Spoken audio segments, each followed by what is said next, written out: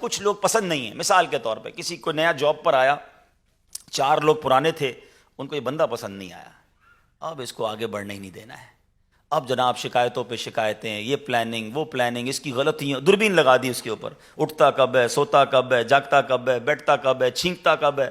یار دوربین تو آپ کسی پر بھی لگا دیں نا, ہم میں سے کوئی بھی ایسا نہیں ہے. واللہ میں اپنی مثال دیتا ہوں, اگر میرے پیچھے 5 آدمی لگا دیں نا تو روز کی 200 میری مسٹیک نکالیں گے, کیونکہ میں انسان ہوں, غلطیوں سے مبرہ کوئی نہیں ہے. لیکن اگر پلان ہی کر لیا ہے کہ اس بندے کی جاب چھڑوانی ہے, اس نے میرے سامنے بات کی تھی نا, اس نے مجھے بڑی آواز میں جواب دیا تھا, میرے سامنے بدتمیزی کی, ہو گئی غلطی. لیکن آپ جاب چھڑوانا یا کسی کو ذلیل کرنے کا اور اس کو فارغ کرنے کا مقصد سمجھتے ہو؟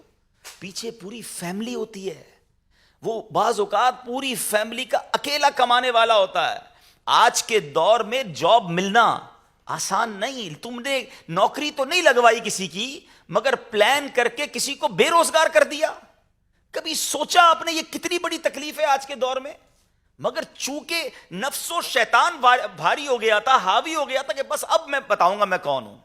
کر لو گے, نہ ایچ او ڈی کو پتا چلے گا, نہ مجلس کو پتا چلے گا, اور آپ نے رپورٹ بھی ایسی بنائی کہ بندہ کہے گا فارغ ہی کرو بھائی, آدمی بالکل ٹھیک نہیں ہے. لیکن وہ رپورٹ بنانے والا سوچے کہ یہ دیانت پر مبنی ہے یا یہ دشمنی پر مبنی ہے, یہ سوچے. کیونکہ وہ پوری فیملی جب رات کو روئے گی, وہ بچے جب رات کو بھوکے سوئیں گے یا اس کے والد کی تکلیف دیکھیں گے, تو یہ وہ ہائے ہے. بد دعا کرنے کے لیے ہاتھ اٹھانا ضروری نہیں ہے.